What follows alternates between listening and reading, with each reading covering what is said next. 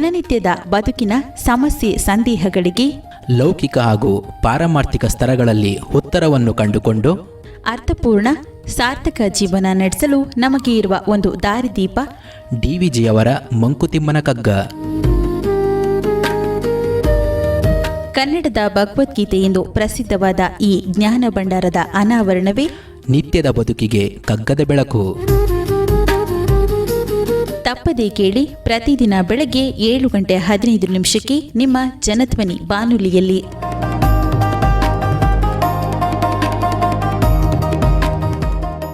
ಆತ್ಮೀಯ ಶ್ರೋತೃಗಳಿಗೆ ನಮಸ್ಕಾರ, ಸುಪ್ರಭಾತ. ಡಿವಿಜಿರವರ ಮಂಕುತಿಮ್ಮನ ಕಗ್ಗದ ಅಧ್ಯಯನ ನಿತ್ಯದ ಬದುಕಿಗೆ ಕಗ್ಗದ ಬೆಳಕು, ಈ ಕಾರ್ಯಕ್ರಮವನ್ನು ಇವತ್ತು ಮುಂದುವರ್ಸೋಣ.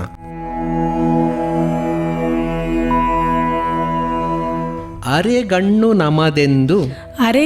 ನಮದೆಂದು ಕೊರ ಕೊರಗಿ ಫಲವೇನು ಅರೆ ಬೆಳಕು ಧರೆಯೊಳ್ ಎಂದ್ ಒರಲಿ ಸುಖವೇನು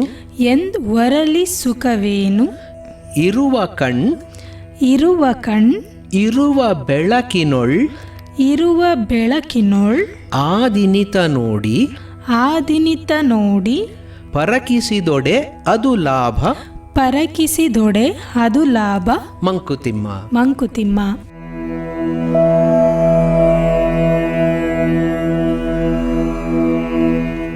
ಸೊ ಬೆಳಕು ಕಣ್ಣಿನ ನಡುವೆ ಇರುವಂಥ ಒಂದು ಆಟವನ್ನು ಡಿ ವಿ ಜಿಯವರು ಮುಂದುವರಿಸ್ತಾ ಇದ್ದಾರೆ. ಇಲ್ಲಿ ಮಂದಾಕ್ಷಿ ನಮಗಿದೆ, ನಮಗೆ ಪೂರ್ತಿ ಕಾಣಿಸ್ತಾ ಇಲ್ಲ ಅಂತ ನಾವು ಅಳ್ತಾ ಕೂತ್ಕೊಂಡ್ರೆ ಏನು ಪ್ರಯೋಜನ?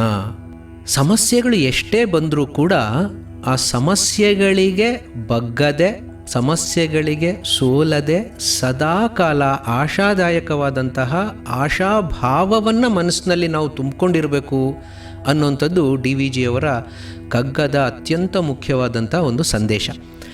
ಆ ಸಂದೇಶ ಇಲ್ಲಿ ಬಹಳ ಬಲವಾಗಿ ಪ್ರತಿಫಲಿತವಾಗ್ತಾ ಇದೆ. ಇದುವರೆಗೂ ನಾವು ನೋಡಿದ್ವಿ, ನಮಗೆ ಜೀವನದಲ್ಲಿ ಸರಿಯಾಗಿ ಕಾಣಿಸಲ್ಲ, ಮಂದಾಕ್ಷಿ ಇದೆ.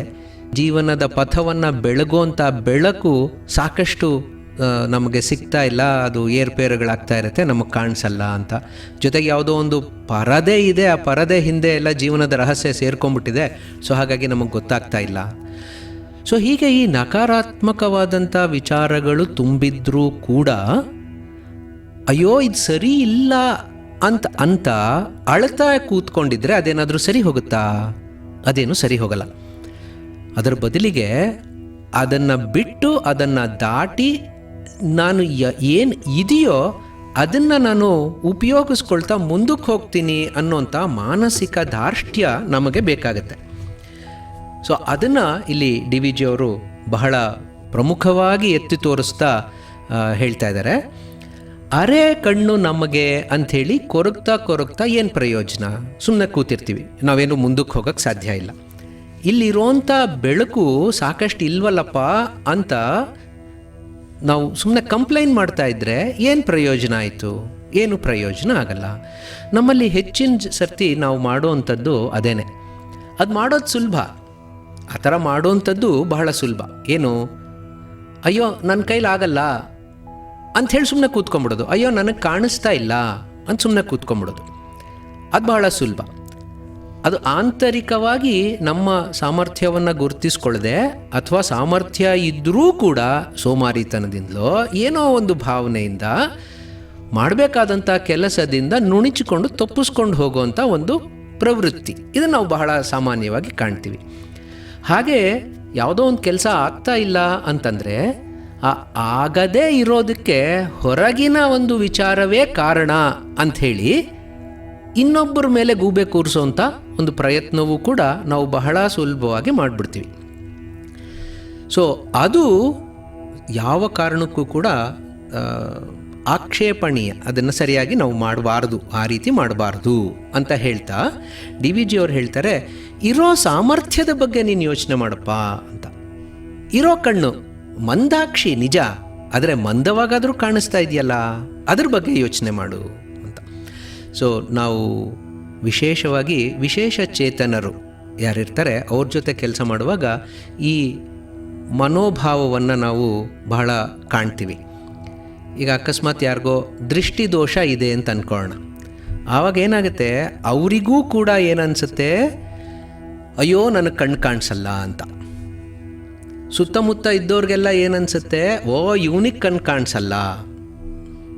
ಹಾಗೆ ಯಾರೋ ಒಬ್ಬರು ದುರದೃಷ್ಟವಶಾತ್ ಅವ್ರಿಗೆ ಕಾಲು ಆ್ಯಂಪ್ಯುಟೇಷನ್ ಆಗಿಬಿಟ್ಟಿದೆ ಅಂತ ಅಂದ್ಕೊಳ್ಳೋಣ. ಒಂದು ಕಾಲಿದೆ, ಇನ್ನೊಂದು ಕಾಲಿಲ್ಲ.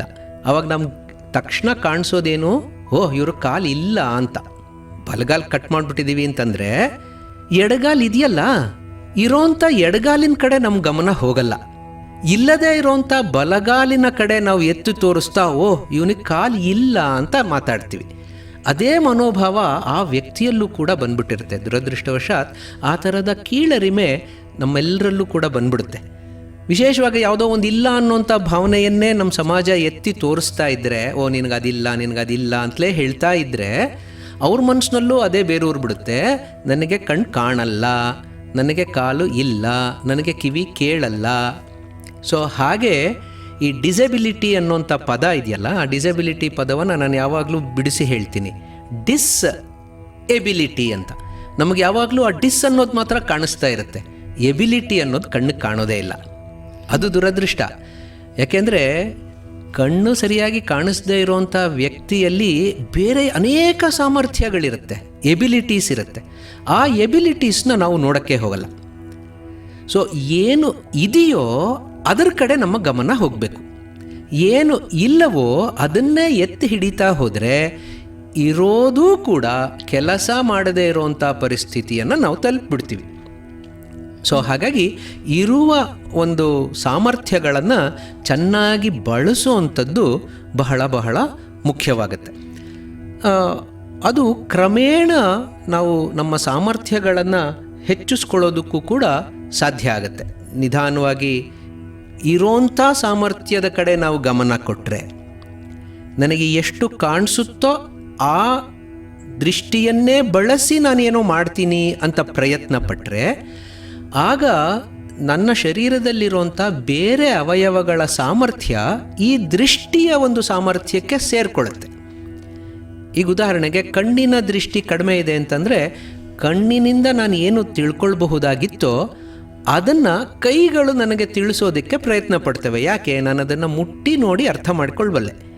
ಸೊ ಹಾಗೆ ಇರುವ ಕಣ್ಣು ಮತ್ತು ಬೇರೆ ಎಲ್ಲ ಅವಯವಗಳು, ಆಗಲೇ ಕಳೆದ ಸರ್ತಿ ನಾನು ಹೇಳ್ದಂಗೆ ಕಣ್ಣು ಅನ್ನುವಂಥದ್ದು ಒಂದು ಸಂಕೇತವಾಗಿ ಉಪಯೋಗಿಸಿದರೆ ಅದು ಇತರ ಅವಯವಗಳಿಗೂ ಹೊಂದಾಣಿಕೆ ಆಗುತ್ತೆ. ಸೊ ಇರೋಂಥ ಕಣ್ಣು ಇರೋಂಥ ಕೈ ಜೊತೆ ಸೇರಿಕೊಳ್ಳುತ್ತೆ, ಇರೋಂಥ ಕಿವಿ ಜೊತೆ ಸೇರಿಕೊಳ್ಳುತ್ತೆ, ಕಾಲಿನ ಜೊತೆ ಸೇರಿಕೊಳ್ಳುತ್ತೆ. ಹಾಗೆ ಸೇರಿಕೊಳ್ತಾ ಜೊತೆಗೆ ಇರುವ ಬೆಳಕು ಎಷ್ಟು ಕಾಣಿಸ್ತಾ ಇದೆಯೋ ಅಷ್ಟು ಅದನ್ನು ನಾವು ಆದಿನಿತ ನೋಡಿ, ಎಷ್ಟು ಸಾಧ್ಯನೋ ಅಷ್ಟು ನೋಡ್ತಾ ಇದ್ದರೆ, ನೋಡ್ತಾ ಪರೀಕ್ಷಿಸಿದೊಡೆ ಅದನ್ನು ನಾವು ವಿಶ್ಲೇಷಣೆ ಮಾಡ್ತಾ ಅರ್ಥ ಮಾಡ್ಕೊಳ್ಳೋದಕ್ಕೆ ಪ್ರಯತ್ನ ಪಟ್ಟರೆ, ಆಗ ಅಯ್ಯೋ ಏನಾಗ್ತಾ ಇಲ್ಲ ನನ್ನ ಕೈಲಿ ಅಂತ ಅಂದ್ಕೊಂಡಿದ್ದಂತಹ ಒಂದು ನಿರಾಶಾ ಭಾವ ಏನಿದೆಯೋ ಅದನ್ನು ದಾಟಿ ಲಾಭದ ಕಡೆ ನಾವು ಆಲೋಚನೆ ಮಾಡ್ತೀವಿ.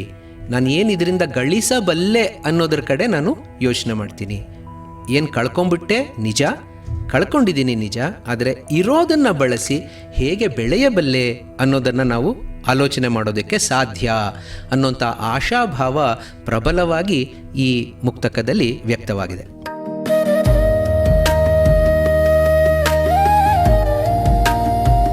ದಿನನಿತ್ಯದ ಬದುಕಿನ ಸಮಸ್ಯೆ ಸಂದೇಹಗಳಿಗೆ ಲೌಕಿಕ ಹಾಗೂ ಪಾರಮಾರ್ಥಿಕ ಸ್ತರಗಳಲ್ಲಿ ಉತ್ತರವನ್ನು ಕಂಡುಕೊಂಡು ಅರ್ಥಪೂರ್ಣ ಸಾರ್ಥಕ ಜೀವನ ನಡೆಸಲು ನಮಗೆ ಇರುವ ಒಂದು ದಾರಿದೀಪ ಡಿವಿಜಿಯವರ ಮಂಕುತಿಮ್ಮನ ಕಗ್ಗ. ಕನ್ನಡದ ಭಗವದ್ಗೀತೆ ಎಂದು ಪ್ರಸಿದ್ಧವಾದ ಈ ಜ್ಞಾನ ಭಂಡಾರದ ಅನಾವರಣವೇ ನಿತ್ಯದ ಬದುಕಿಗೆ ಕಗ್ಗದ ಬೆಳಕು. ತಪ್ಪದೇ ಕೇಳಿ, ಪ್ರತಿದಿನ ಬೆಳಗ್ಗೆ 7:15 ನಿಮ್ಮ ಜನಧ್ವನಿ ಬಾನುಲಿಯಲ್ಲಿ.